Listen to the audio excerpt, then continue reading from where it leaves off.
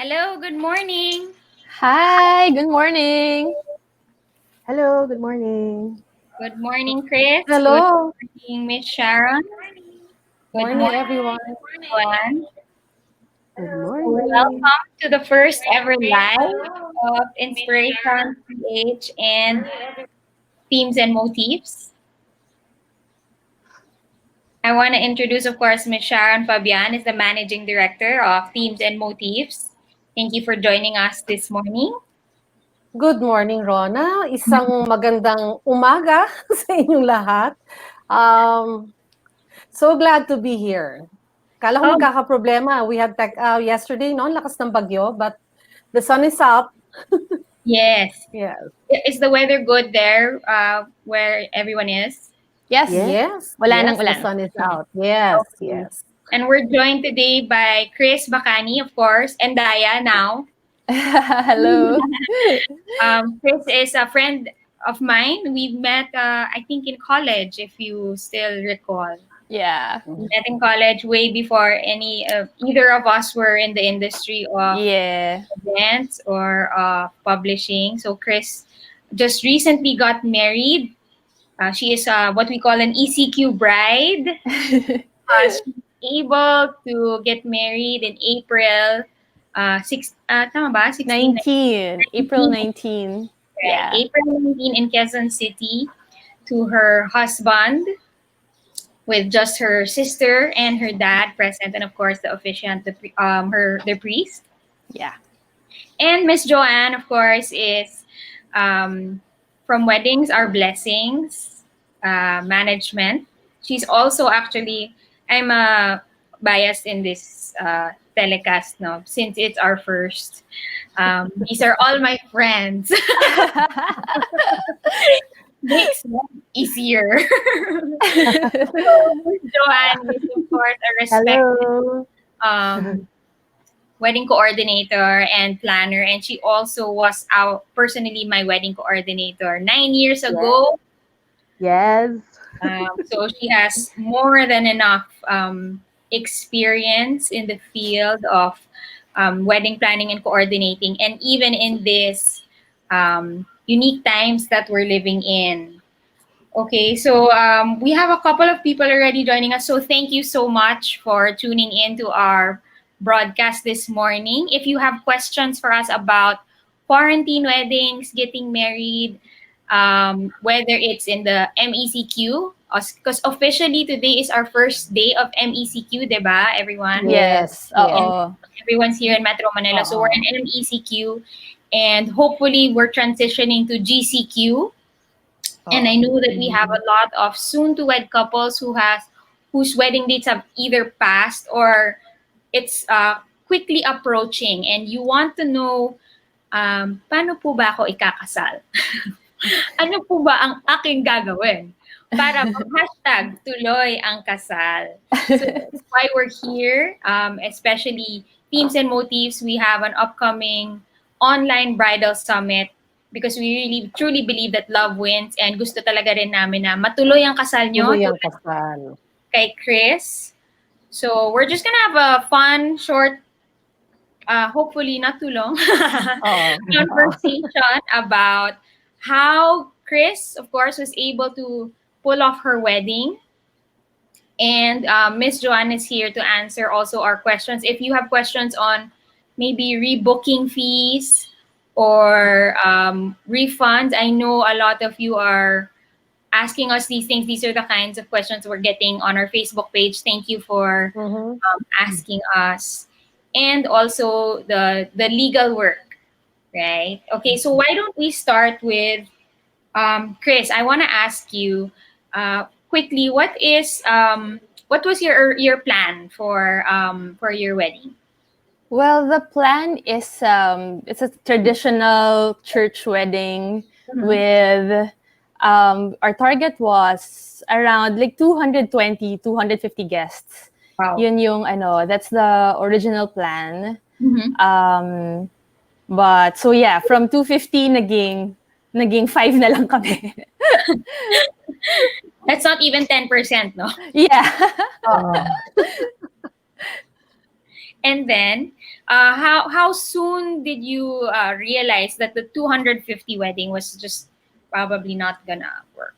Um, Maybe siguro a few days after the initial lockdown, 'di ba? We started March 15. Mm-hmm. So a few days after, we talked with our wedding coordinator kung anong gagawin, because Mhm. the original lockdown was up until April 14 only, right? And April 19 yung wedding namin. So at first we were expecting na, okay, baka by April 14, lifted na. So pwede pa rin ituloy, right? Parang it doesn't, baka nga like, maybe konting-konting tao na lang, but it's okay. Let's still push through. Yun pa yung original eh. But then we realized, oh gosh, malamang ma-extend to. So true enough, na-extend nga siya. So siguro maybe 4 days, 5 days into the ECQ, we decided to postpone it, the big celebration, to postpone it to 2021, early 2021, and yeah, but we still wanted to push through with getting married talaga. So that's why doon na kami nag-isip kung ano yung pwede namin gawin.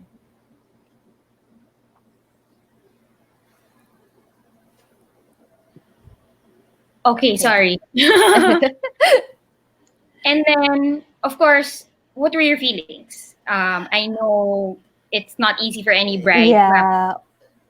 How long Well, did you plan first? Siguro, well, we got engaged August 2019. Mhm. But before that, we already knew we were getting married. So mga March 2019, we already knew that we're getting married, and me as a wedding supplier. So I know how like suppliers, especially like the church, photographer, videographer, but they get booked really early. So even before getting engaged, we booked the key suppliers already. So Mhm. even before August, we booked the church, the reception, the photographer, videographer, and our coordinator. So at least yon, na-book na siya. And then we just started all the rest of the planning after getting engaged. So August onwards. So of course, syempre hinayang, di ba? I mean, you've looked forward to it for so long. Right.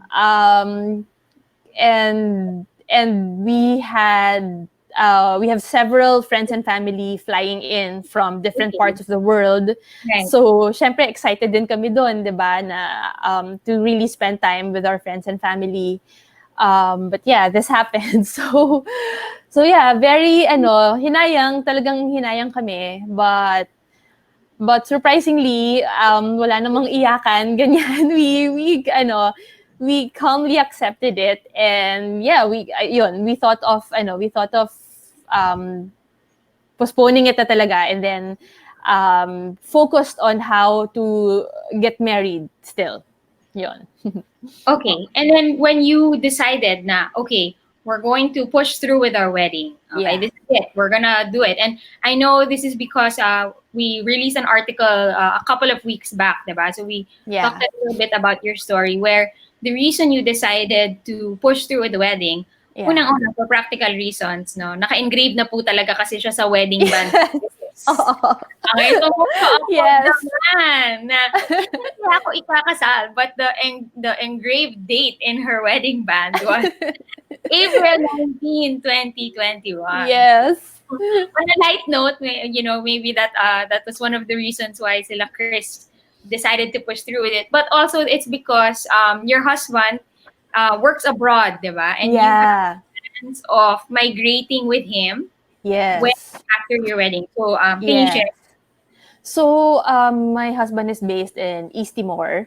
So, Mhm. he's a humanitarian worker there. And so, right before mag-lockdown, nung in-announce na, sabi ko talaga, umuwi ka na. So thankfully, the day after, pinayagan naman siyang umuwi.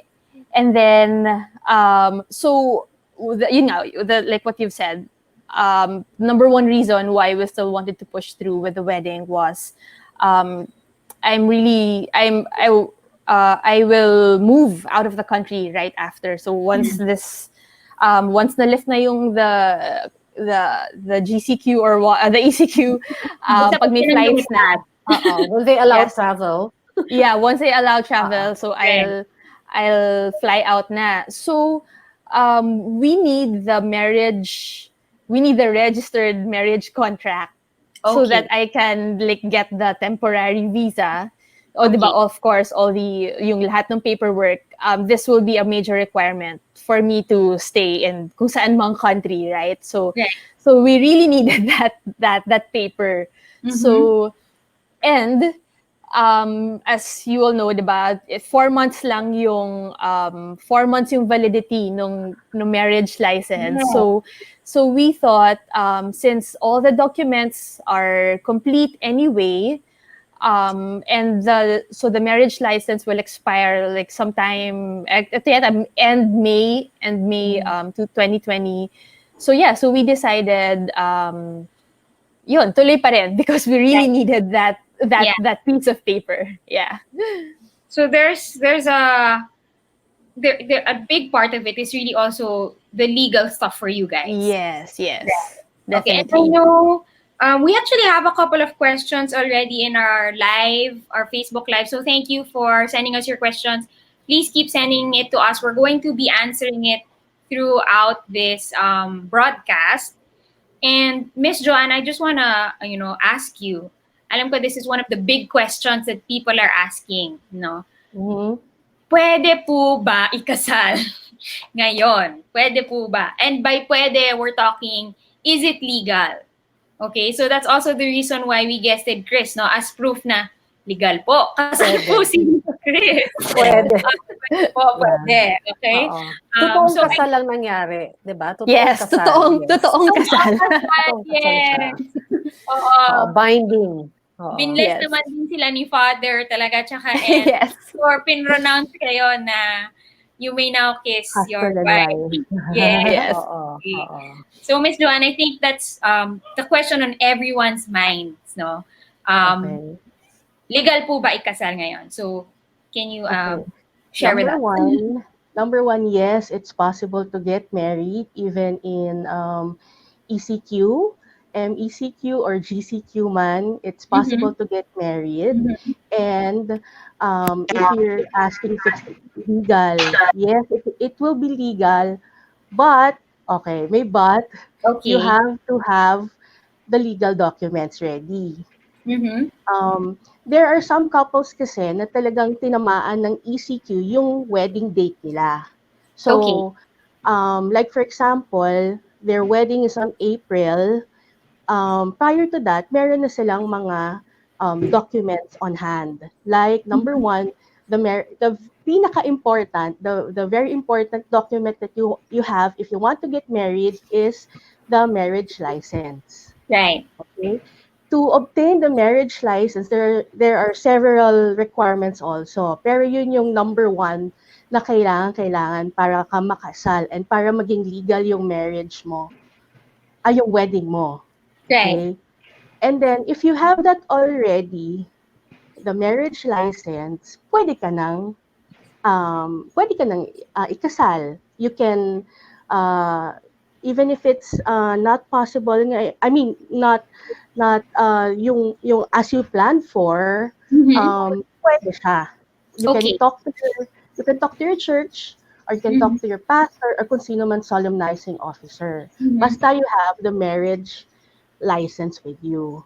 And of course, syempre, legal, I mean, ano din yung officiate ng wedding ninyo. Mm-hmm. Mhm. Okay, so it's legal.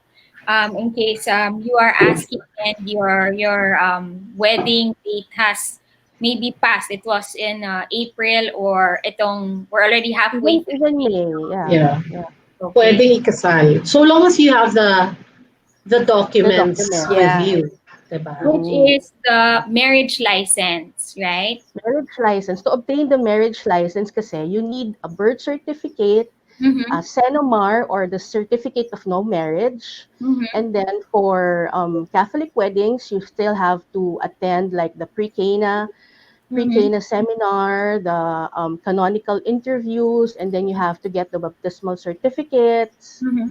Um, what else? Yun, confirmation certificates. So you have to have all those documents prior to getting marriage license. And for Chris, you had all of these. You were already Yes. at the point that these documents were ready, and Yeah. it was just a matter of holding the solemnizing ceremony. Tama ba? Yeah. So everything was complete around second week January. Right. So And So it yeah. talaga was nagkahantay na lang. Tama, Chris, no? It was like a month before your wedding day. Halos 1 month or a little Yes. over Yeah. a month when the ECQ was declared. Yes. Correct. So Yes. you're practically done. Yeah. So everything set. Really. it Yun na Oo. lang. was Everything set. And that's the Oo. other problem I think some couples are having right now is malapit nang mag-expire yung marriage license nila, di ba? Because it has a Yes. how many day 4 months. 4 months. So Yes. from when it is issued, you must have used it up, tama ba? Or you Yes. must have your wedding done. It should have taken place within that time period, no? And Mm-hmm. because if not, you will have to file it again. So Yeah. if you are one of Yeah. these couples and this is what you are going through, please share with us now if you have questions like should we I think that some of the questions kasi is should we go ahead and do it because Mhm. we don't want our marriage license to expire, or should we wait, right? And there are some people, no, Miss Joanna, I understand they are not naman they might not have all of those documents ready yet, right? So maybe they are Mm-hmm. they're still trying to get their CENOMAR, or maybe they have their Yeah. CENOMAR but they have to do their what do you call this seminar, kasi rhyming ang CENOMAR Yeah. tsaka seminar, Oh, baka seminar. mabarok ako sa live broadcast natin. So I don't know, no, do we have seminars going on ba right now? We might not have, do we? Uh, In, I I think saw no I with saw yesterday. May meron na. online pre-K na. Yeah. okay, Okay. pre-K And natin. Yeah. and I Yes, think online. because They of do it. the ECQ, Mhm. I modified ECQ na tayo, Mhm. in terms of the government agencies, Mhm. magre-reopen na sila by Right. Monday. Kasi before, it was really just the essential departments. So now, Services. 75% of government services would be open by Monday. So I would suppose kasama na dyan ang NSO, National Statistics Office, which is Mhm. responsible for the birth certificate and the CENOMAR. Tama ba ako, Miss Joanne? Yes. Yes. Tama po. Tama. Okay. As of today, they're still closed. Pero by Monday, we will see. Kasi they said that it's more of a skeletal workforce right Okay. now. 75%? Even yeah, even I think online or even if you call them, their system is down. But I'm not sure. Probably by Monday, they might have office work, ano na, open na siguro. Okay. I think we have a question online. No, they're asking. What the question is? What does it look like to get a marriage license? But I think we've covered that a bit. No, that we need to do the CENOMAR, the birth certificate, the seminar. Yes. So at this point in the ECQ, I think the question might be how can they get the marriage license during the ECQ? And now we're talking about skeleton workforce. So it is possible, tama ba, Miss Joanne? They will be able Yeah, to get a marriage license. they have to check. They have to check if their civil registry of their city halls are open. Whichever municipality they live in or city they live in first, because here personally, I'm from Quezon City. We Okay. asked prior to our interview, there the civil registry here in Quezon City doesn't accept processing or filing of marriage licenses first because they're focused on the death certificates. Oh, okay. So they Okay. they're not accepting new um, um, licenses applications for license. No, that's for So I'm Quezon not sure. City. No? That's for Quezon Yes, City. Quezon City, but Depende sa I'm not local sure. government. Yes, depende kung saang city kayo, kung local government, or probably by Monday they might open their ano na, their wedding marriage department for the license. All right. And we also have somebody who commented, and by somebody I mean I think she's my friend. Hi, Nancy. So she said, I requested CENOMAR and birth certificate through pass service. Tama ba yun? Are you PSA service. okay? Yeah. Right. So she requested daw a CENOMAR and birth certificate. Thank you so much for your phone-in answer, hindi phone-in question. And she said she's waiting for delivery na lang according sa website. Ayan, meron po tayong Okay, I that's like it nice. FB Live. Meron din tayong sagot. Hindi lang po ang ino-offer nila sa amin. Kung meron po kayong sagot, yes, please. Please keep them coming. Okay, so you can still request for kung nandun naman kayo sa point na yon, no, in the legal work na you're still requesting for your NSO birth certificate and your CENOMAR, you may still request for them online, and I think and I'm pretty sure they're going to be delivering these documents more and more, no, as we now enter the MECQ and Yes. transition to GCQ. When it comes to the seminar, if you've just tuned in, we were saying that the pre-K na, if you are Catholic or having a Catholic wedding, is already done online. Available online ang Yeah. facility. You can do that. And then They offer it now. and I'm going to guess, Ms. Joanne, how about the ones for the City Hall? Kasi there's also the seminar there, di ba? For the family planning. Yeah. Yeah. I can only speak again for Quezon City. I don't know I'm pretty sure with Manila. I think they're open because one of my couples, they got their license there in Manila. So Okay. most likely it's open. So it depends on your city, on your And local what if government. your couple getting married in the next month or 2 months or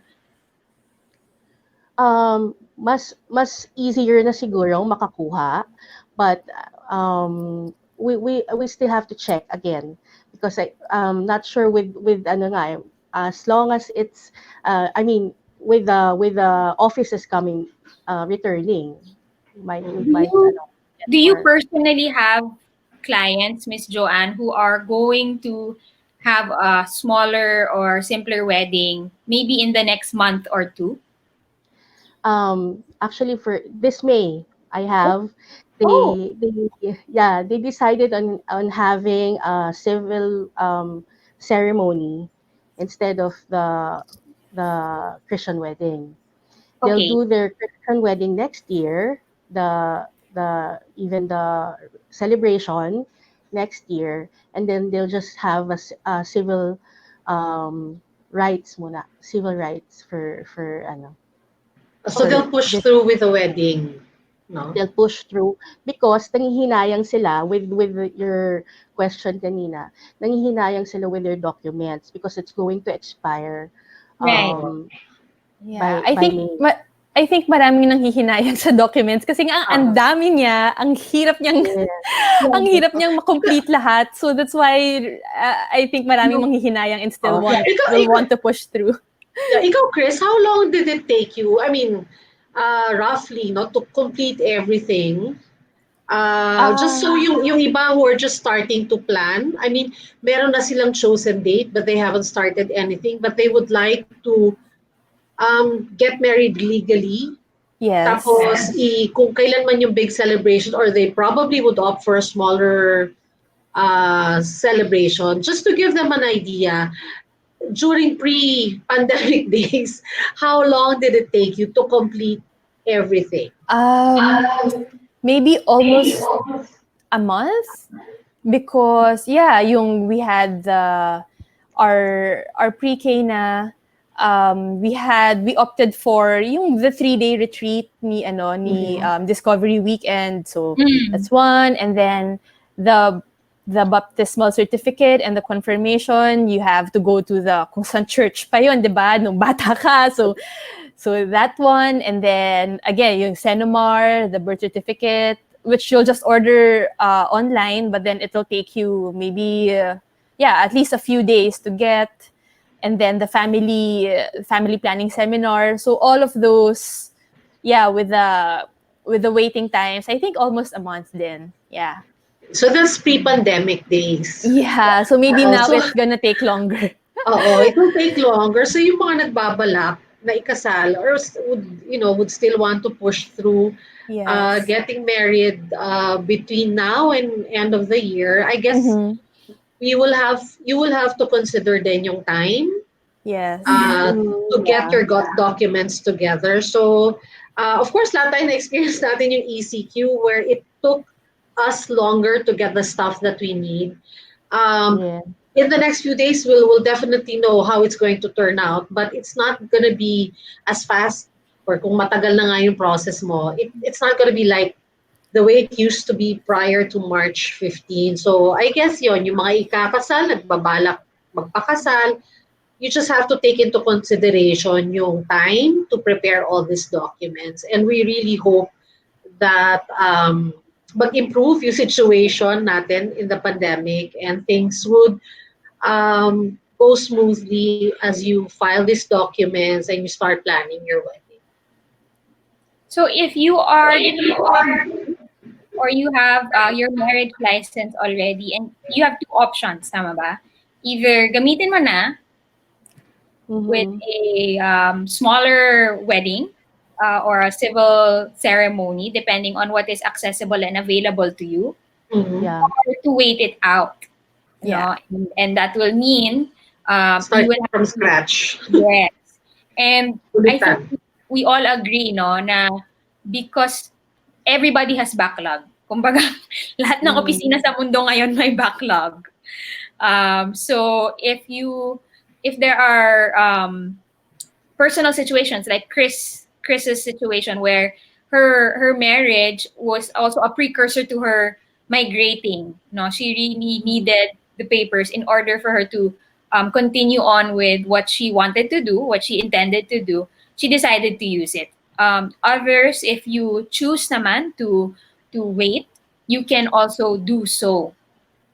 Right? We have a Yeah. question from Brooks, and the question is, good morning. Ask ko lang po kung may standard procedure ang LCRS. I think this is late registry. Expired marriage license dahil hindi nakapagkasal due to lockdown. Magsiseminar ba daw ulit or magbabayad ulit for the license? So the question is, what happens if yun nga, your marriage license expires and what will they have to do? Will they have to do another seminar? Will they have to go through it again? I think Miss Joanne will be able to answer this best. Okay, it depends on your city again. It depends on your city again because there are some places where they allow basta within the ECQ period, they allow na ma-extend siya. Valid pa rin Okay. siya basta within that ECQ period. There are some cases na they allow it. And then Meaning, they sorry, just use it. Parang it's extended also. so kunwari if your license expires May 1, ganon, it Yeah. is within And the then ECQ date. yeah, and if you want to get married by June or July, you can Okay. still use it, basta Wow. within the ECQ period. And then I think you just have to pay a certain fee. I'm not sure how much, but But there's that's a certain fee. convenient. Yeah, Oo. it's convenient. That's what they say. Oo. But Where that's ano, no?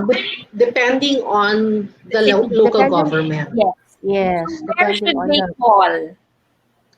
What um, who should they call, or which branch of the city hall or the civil LD? registry, the city hall, and then Okay. check their civil registry, marriage department, Okay. marriage license department. All right. Oo. If pwedeng mag-extend. Okay, so Yeah. for if you choose naman to get married ngayon, whether MECQ, GCQ, and the reality is, no, Ms. Sharon and I were talking just a few days ago that um, weddings can happen, but and your dreamy wedding can still happen. We truly believe this, and everybody, I think, even Chris, who's a makeup artist, and Miss Joanne, everybody who's from the wedding industry, we all still believe that your beautiful wedding can happen. It will just look slightly different. Yeah. Yeah. Diba? It might just have a smaller guest list. But definitely, you can still wear your beautiful dress. You can still have your beautiful photos. You can still enjoy the good food that you were hoping to eat. Diba? Depending on how you're going to prepare your wedding. So for Chris, she went through it was a different route for her, no? How many days Mhm. did you have to prepare? Um, how many days? Well, just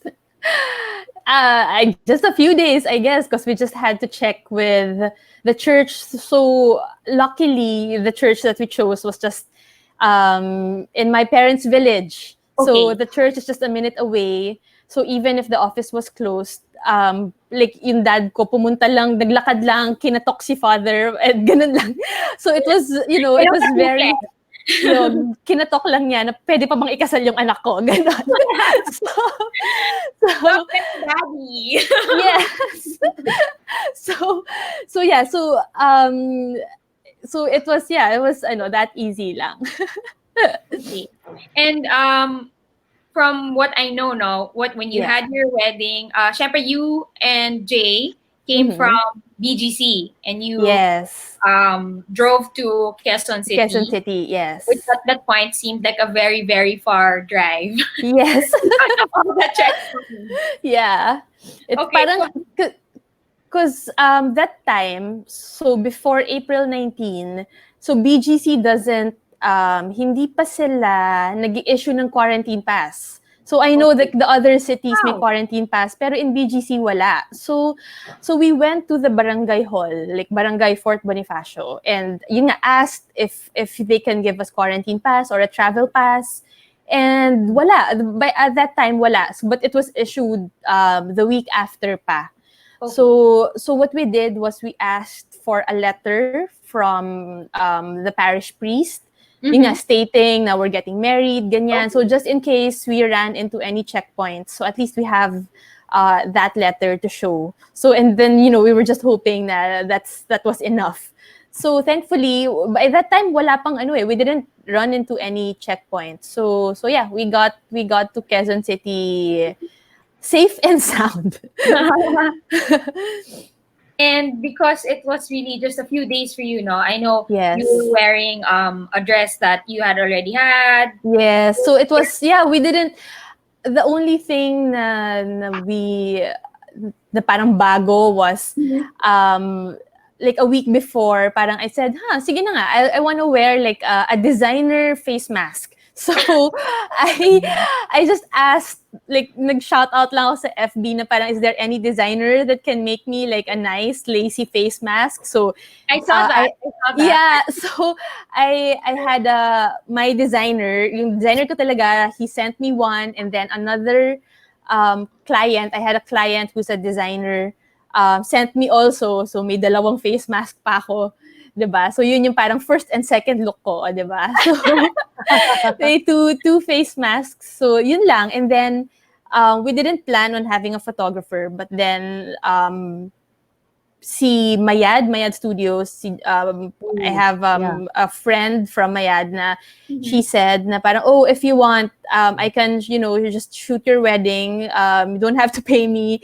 So, kasi I think atat lang magtrabaho, diba? Yung mga tao. Gusto So, ko lang lumabas ng doon pa bahay. wala sa bahay. So, she was also from Quezon City. Okay. So naman siya, yeah, she was able to get to the church and her house without any checkpoints kasi nga Quezon City rin.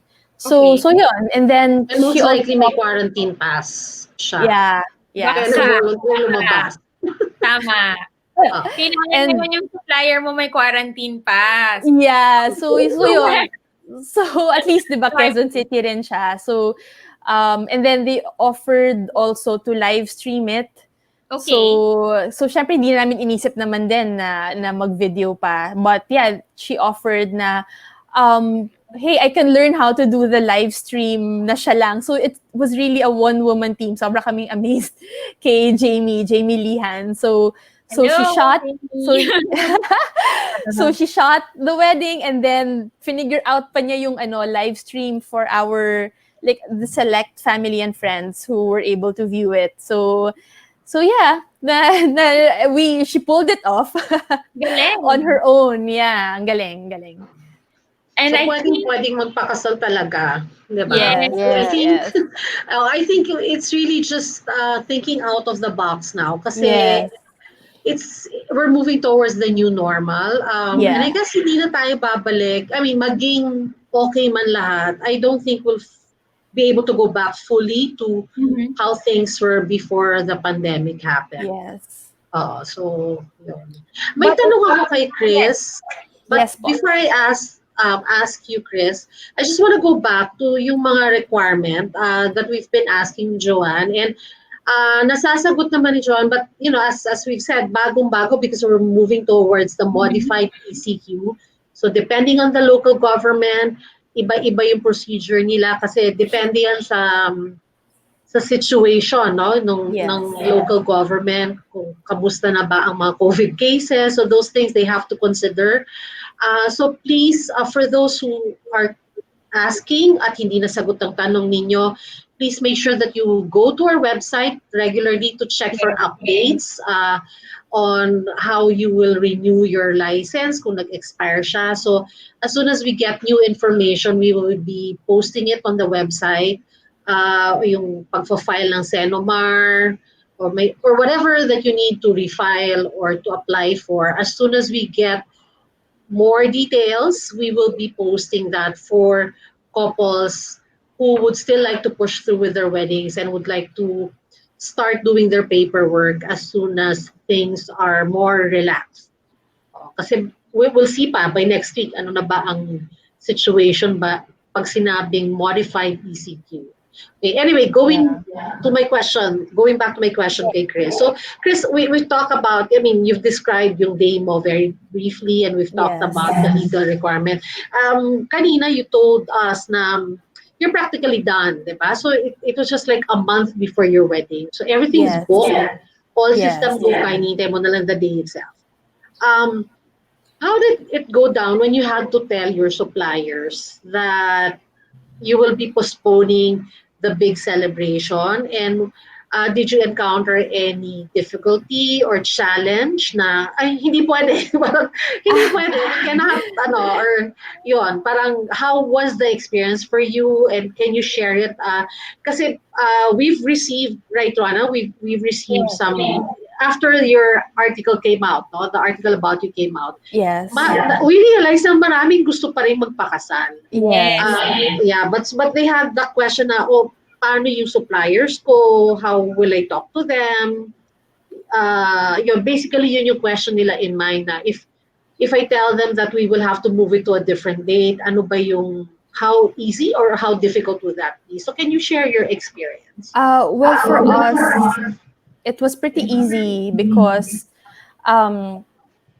it was really right smack, di ba, dun sa ECQ yung date. So even with them, they can't really go out. They can't do anything about it. So when we said that we're going to postpone, it was pretty easy for us. So what we did was we asked them kasi we were planning January, although that's, I guess, another story because we originally postponed it to January 3, but then with things happening, I don't think we can still safely celebrate by January. So we'll see. It's still ongoing. But what we did was we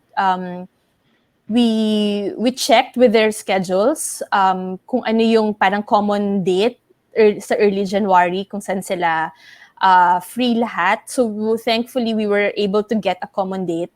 And yeah, we were able to rebook. So everyone was pretty flexible. Wala naman yung sinabing, hindi, it's non-revocable or non-refundable. So yeah, they were pretty flexible. So we didn't have any problem with it. Yeah. So I guess ang tricky part lang is, let's say, if it's right after the ECQ, let's say kung June nga or July, and you're still hesitant to have a celebration, or you still wanted na big celebration nga. I think yun yung I don't know, that's really we'll see what's gonna happen kung the suppliers will will still be flexible enough to let's say have the booking rebooked. So yeah, yun lang yung hindi ko masasagot. But for us, it was pretty. They were all very understanding, and everyone was flexible about it. Yeah. Okay. The other question I think that we're getting is what about refunds and rebooking fees? Tama ba? Here, we have a question from Already Mayuri. paid. We already paid 50% or more to most of our suppliers, and the entourage got 90%. So we're thinking of doing an intimate wedding first, but we have hesitation to move to next year. Since but it's the same thing with us. So the gowns, like everyone's gowns are almost made. Tapos bayad na rin halos lahat 50%. So syempre naghihinayang kami, di ba? So we really still want to push through with the big celebration. So that's why we opted to postpone and not cancel. Right. So kasi nga, bayad naman na lahat eh. So we just postponed instead of canceling. Right. And that's great. I think Ms. Sharon has a follow-up question. Well, this is for Joanne. Kasi si Chris said that sa kanya, aside from very supportive and cooperative her set of suppliers, it was right smack the ECQ. So, diba, wala naman, I mean, talagang wala ring choice, even if you wanted to, very limited yung movements ng mga tao.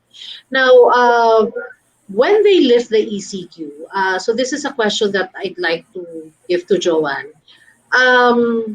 Modified ECQ and then the GCQ, which is the General Community Quarantine. And kasi based on the guidelines, Joanne, that the IATF recently published, may restrictions pa rin on mass gatherings. So, paano siya? Because I think, diba, I remember in my Facebook post, I said that, when ECQ is lifted, yun lang malilift, but, the problem about the COVID is still there. Unless a vaccine is discovered, unless a cure is developed, we still have the same problem. So, for those getting married in May, in June, and hindi pa rin stable we are still having a public health emergency. How would that be with the suppliers, Joanne? Would mahirap ba to request for rebooking? Would the suppliers be open to that? Would they cooperate to just rebook it na lang? I mean, if the couple would opt for just to have smaller celebration, but they'll have their big one when things are, sabi nga ni Chris, they wanted January, pero with the situation na, baka iffy pa rin ang January. But yun, how is it like naman sa side ng mga wedding suppliers? Okay. For Joanne. In my case, for wedding suppliers, most of the suppliers that I've talked with on behalf of my clients, most of them are amenable to rebooking. And it's better for them na rebooking lang talaga instead of asking for a refund or canceling the event itself. Because it's, and at the end of the day, it's business then. Loss of income for them also. That's why I always convince couples that better to have their celebration or their wedding next year na lang. At least medyo mas clearer or may definite na ano na yung gagawin natin instead of having your celebrations this year or your event this year. Because yun nga, there are also restrictions. Even if you do push through, there's a minimum allowed number of guests only. Just the basic, the couple, their parents and the witnesses. That's it. So hindi mo rin siya you can't expect to have a wedding na madami ka pa rin kasama because there's still we have to enforce social distancing pa rin.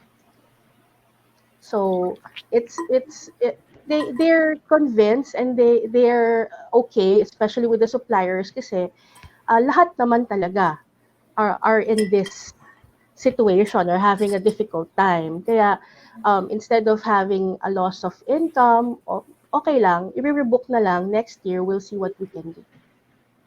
Wala namang rebooking fee if ever. So far there are no rebooking fees. Probably they will be asking siguro if you have rescheduled a couple of times already yung change bago ka ng bago, lipat ka ng lipat, siguro meron, especially if may nakabook na doon sa date na kinuha mo tapos biglang magka-cancel ka, magre-rebook ka ulit, probably they will ask a certain amount for a rebooking fee. Pero most of the suppliers do not ask for a rebooking fee. Yeah. That's good to know. We have this comment. Actually, it's a question. It's a bit related to what we're talking about now. So, the question is, if wala na pong entourage sa Catholic Church, sino na po ang pwedeng maglagay ng veil and cord, etc.?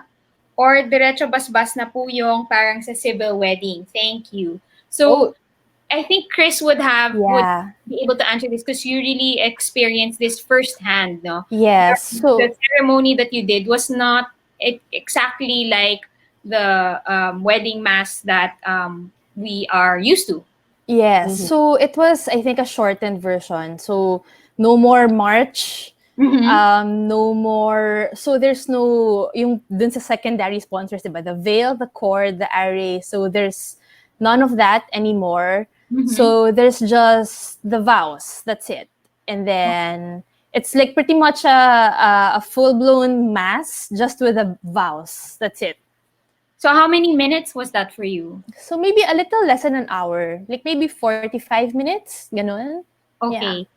And I know that the CBCP also issued a statement, I think this week, where they talked about, where they said, this is, we're allowing simple weddings, I think moving forward, because syempre nga, it's not like titigil ang dami ng taong who want to get married or people who plan to get married. But what the statement is saying is that we're only doing the bride and the groom. Of course, your officiating minister, the priest. Yes. I'm not even sure if it's immediate family. I think Miss Joanne would know this. So, if it's immediate family or just the parents of the bride and the groom and the witness. What we had was sinabi nung parish priest sa amin is, so us parents plus two witnesses. So both sets of parents plus two witnesses. But your two witnesses was your were your because we didn't because my mom passed away, Jay's dad passed away, and then her mom was very hesitant to get out of the house. So so kaya yun na yun. Yun na yung witnesses namin, just my dad and my sister, but pwede pa sanang 4 more, right? Kasi two sets of parents and then two witnesses pa. So, yun. Miss Joanne, is that what CBCP is saying? Or is this the statement that they issued? They're saying it should be less than 10 people. Maximum of 10. Including our priest. Yes. Okay. And this is under the ECQ scenario. ECQ scenario. Yes. But I think even in GCQ, do we have definite guidelines of mass gathering ba? What is considered a mass gathering? With GCQ and ECQ? I think it's still like that many, 10 for Catholic weddings. Okay. Kasi if it's civil wedding, civil rights, I think it's smaller, 5 people only inside the office of the judge. Okay. 5 people include, and yun na yung witness mo, tama, no? Yes. So pili ka na lang kung if you're lucky enough that both your parents are still here with you and you can have them in your wedding, tama ba? And one more Yeah. person. Yes. Okay, and I guess the entourage. I think this was explained also in the article, um, that no entourage will be allowed at this point, Yes. um, for at least under the CBCP guidelines. There's no entourage For allowed right Catholic. now. Yes. Yeah. So I guess if maybe like if you're one of our commenters who's watching, no, if you already had the gowns made, you might want to opt to do that, to use the next year, or you can have a small the intimate wedding now and then use the gowns next year. Miss Sharon, you have something you want to share about the Yeah, yeah. I think the guidelines of the Catholic Church, they released that because of the move from ECQ to modified ECQ. Mhm. And siguro slowly moving into GCQ. But Davao City early on, I think sometime mid-April, they already issued, parang they said April to December of 2020 was declared a period of mourning. Austerity. Okay. Yeah. Yeah, a period of mourning for Davao City. And because of that, all celebrations are canceled. Mhm. Private celebrations are limited to 25 participants per celebration. So very small lang talaga. Well, that's Davao City. They've already issued their guidelines. So I think here in Metro Manila, wala kasing clear guidelines. Mm-hmm. I think really because yeah, ibang priority pa ngayon because we have the most number of cases, so doon nakatutok. No? But I'm sure they will be coming out with guidelines because the one of the Catholic Church, that's really for the ceremony Yes. itself. So I think the non-Catholic churches ba, meron nang nilabas na guidelines. The Christian churches, are they also following the same guidelines as the Catholic Church, or may modification ba dun sa guidelines na nilabas ng Catholic Church? Because not all will be having Catholic ceremonies. Yeah. Well, I think. Go ahead, Miss John. sorry. For our church, I think they gave at least 10 people. If you want to get married, a maximum of 10 people During the ceremony. during the ceremony. So sa venue, wala pa tayong... Kasi di ba, it's one thing to have the ceremony. Yes. And Iba then the rin yung... reception. Oo, iba rin yung sa venue. Di ba? Yes. Kasi the venue would also have their own... Yun, and I think that would largely depend on the final guidelines that will be given to us here in Metro Manila.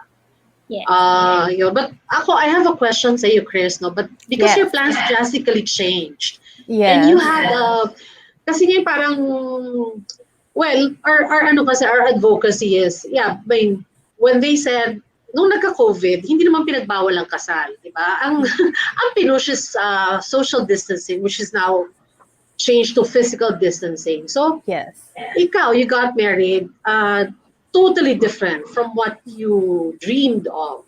Yes. Did you feel it? Did you feel any less? Parang, Ah, or parang feeling mo ba, um, of course, nang hinayang ka because of all the yes. preparation, but was it less solemn for you? Was it less Special or special for memorable? you? No, we didn't feel that actually. So, I think a lot of people are asking me that also. Na parang, oh, how did you guys stay positive, ganyan? But, well, honestly, I think um, maybe not positive is not the word. So maybe we were just, flexible and open-minded. We were sad, definitely. Maybe hindi nga namin ina-admit but I think it was manifesting. Like me, I was having problems sleeping.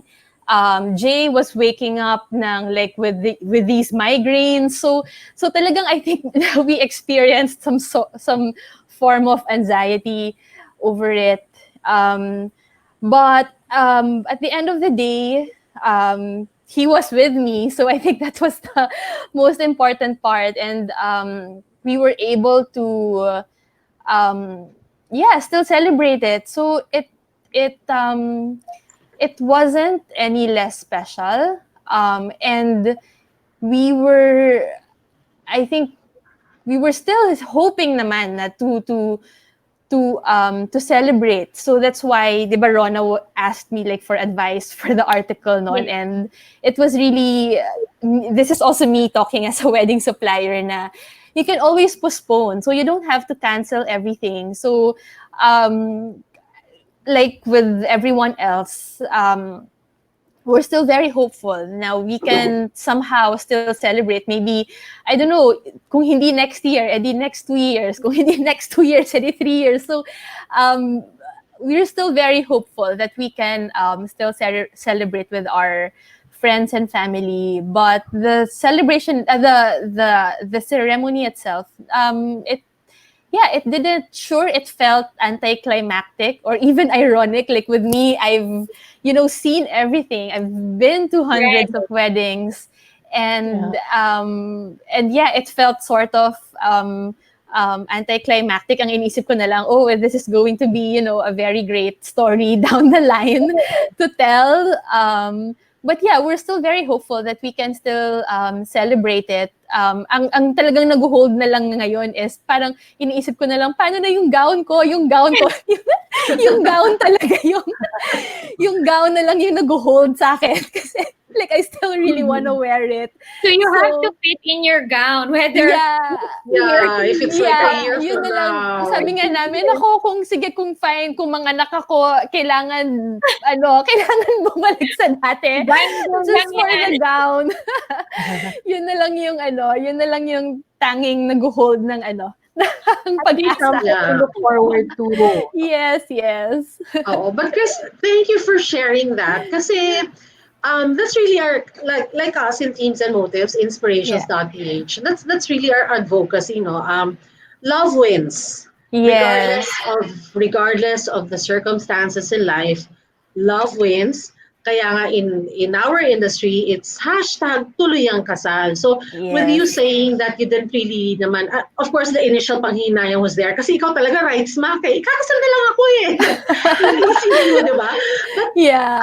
But couples who are still in the planning stage and would still want to be together, I think may ganon eh, na they really just want to be together after being of your period of engagement. So iba na yung scenario ngayon. So it's really a huge paradigm shift for all of us. But not having the big grand wedding does not mean you won't have a beautiful wedding.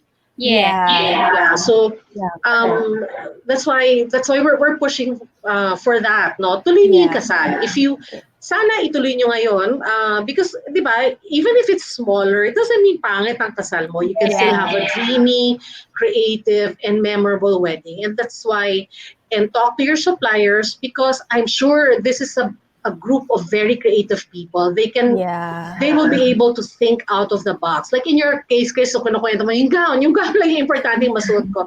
Alam mo yun, I think as soon as, because we don't know what's gonna happen like a year from now, 2 years from now, especially if a little one will come along, diba? Maiiba. That's a different ball game altogether. But probably like in the next few weeks, because maluwag or you can have a pictorial in your gown, fully made up, and you still won't violate the physical distancing guideline. And you will be in your gown and you'll have your full makeup. You can talk to your florist, have them prepare a very beautiful bouquet for you. So ganon. Actually, I was talking to my friends na stylist. Paano ka na mag-set up ngayon? Kasi, di ba? But, there are ways. And one thing that I've been thinking of the past few days, naisip ko siya every so often in between, paglalaba, pagluluto, at okay, so if 25 lang in one place at a time, let's say I will book my reception in a hotel. A hotel has several function rooms. posible pa rin siguro I can have 100 people as my guest. Pag hiwalayin ko lang sila ng function rooms. At isa Yung parang schedule ko. meeting room. Yeah, para hiwalay ng meeting room, may social distancing sila. And I will ask my stylist, can you please, syempre nasa scheduling yan, dyan papasok ang expertise ng magagaling na mga coordinators natin in terms of yung timeline, no? But Iba can na you please talaga dress, i-dress up yung itong mga meeting rooms na to because I'd like it to look exactly like the room where I will be in and where I'll have my reception. And then I will talk to my photo and video or my production crew na can you do like a streaming, naka-video kami, naka-ano, and we will all be in Zoom. And, you know, if I'm having my dinner, they're also having their dinner. May program ako. Kung kasama ko na sa room yung MC, nakikita nila everything that's happening. And they can also participate virtually, di ba? Tapos if I want to have my grandparents there, di ba, buhay pa yung grandparents ko, maybe I don't want them going out of the house, but I can talk to my caterer and can you bring food to them na maganda rin yung setup and you know my stylist na can you have a small team like you have two people do ang fantastic setup for them para they also feel that they're part of the reception and there's a screen there and they'll see everything happening. So yun yung naisip ko na there's a way we can have the wedding of our dreams. Syempre, ibang-iba na siya as before. But as I've said, we are working with very creative people. Mhm. And now is really the time to think out of the box. And ngayon, critical talaga yung coordinators nyo. Because sila yung key to put everything together. I think crucial yung crucial din nga yung very good wedding coordinator like Miss Joanne kasi it was especially like nung like really right smack in the middle of the lockdown. You really need a rational voice to to guide you and I think the wedding industry will pull through like with being creative. I've seen like now in my Facebook feed like my supplier friends, they're now like the photographers, they're offering their services na catered to an intimate wedding, all the florists, the caterers. So I think the wedding industry won't disappoint and will pull through and will still deliver the wedding of your dreams. Yes. And we're so fortunate that we are living in the times with strong internet connection. Yeah. I think all those scenarios that we're imagining, no, is really also based on like this, what we're able to do now. We're Yes. all able to talk, and this, what will a wedding look like, in a few months from now? Will it be? It might not be the same, but it is just as beautiful. Or even more beautiful.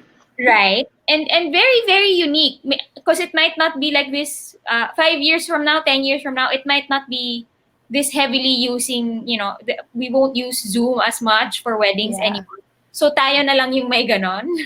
Yeah. Oo. Saka maganda hindi naka-template, no? Kasi kailangan iba-iba ang I think in the next few months or probably even up to early next year, hindi pwede kasi template ang application mo eh.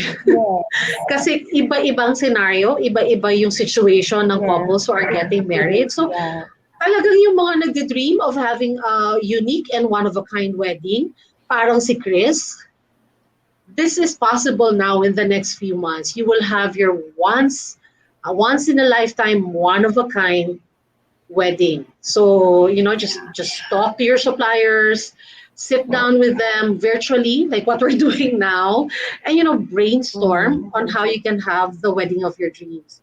Magpo-plug na rin ako, Rona, on May 30, because as I've said, ang aming advocacy po is to help couples really get that yung wedding of their dreams and to help the wedding industry get back on its feet again. On May 30, we have a one-day event. It's called Love Wins, #Tuloy ang Kasal. We will have the bridal marketplace, which is the bridal fair. And you will find your suppliers there. There's a live chat. You can talk to them. You can ask them your questions. There is also a public forum where we will have the leaders of the wedding industry giving their recommendations and fearless forecast.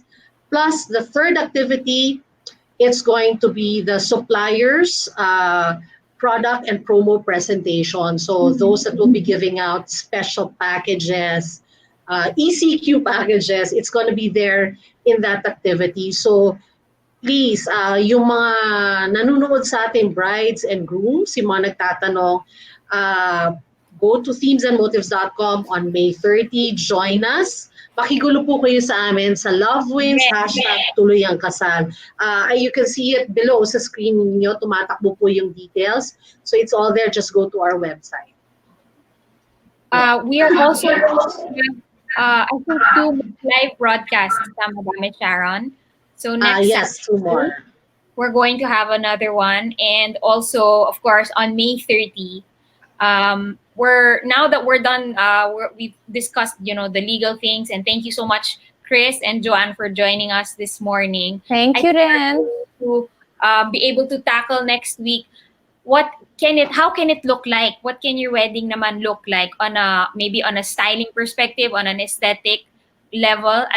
We know that as brides and grooms and soon to weds, of course, we don't want you to give up your Pinterest boards and your vision of just a beautiful wedding and setup.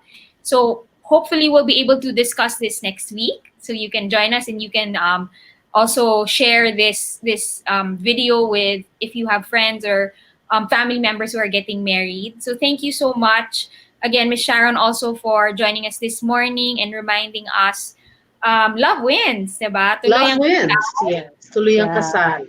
And as Chris has proven, at the end of the day, it's being with your spouse or spouse-to-be that is just worth all that celebration, worth all that effort. Whether it's trying to get a quarantine pass, a pass to go from city to city, figuring out how I can live stream my wedding. I think, to be honest, this is going to be one of the biggest 2020 wedding trends. Yeah. Diba? It's amazing how you were able to you have such beautiful photos of your wedding, Chris, and we Thank could you. see not just in the beautiful photos but the contentment, even if you weren't with everybody at that time. We really saw just that you were happy to be with Jay and happy to we were very happy. So thank you for joining us. We hope to see you next week again here on the Themes and Motifs Facebook page for another live broadcast.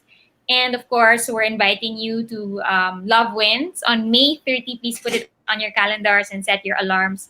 You don't have to go anywhere. You just have to open your laptop and click and join. Wala pong traffic. I'm pretty sure it will be easy for you to join. So thank you, and I hope you enjoy the rest of your Saturdays. Anything else, Ms. Sharon, you want to share? Yes, well, next week, we'll have event planning and event styling. Yes. For an intimate guest list, that's our topic. So we will have an event planner and an event stylist on board. For those who are watching right now, the Soon to Weds, if you have any topic in mind that you'd like us to discuss, please send us, please PM us in our FB page, Themes and Motives, and Inspirations for Weddings and Debuts magazine. So just send us the topics that you'd like us to talk about. And bahala na si Miss Rona doon. Final words, ma'am. Yes, we do have links being shared on our live comment stream by our Themes and Motifs page. So if you're still online, or even if you're watching the next delayed telecast, you can still go to these links and read these articles. We're going to be coming up with more stories on how you can make your wedding just as special, just as memorable, just as beautiful, and to be honest, the most unique, I think, wedding in these recent years. So thank you again, and have a good Saturday. We're going offline now.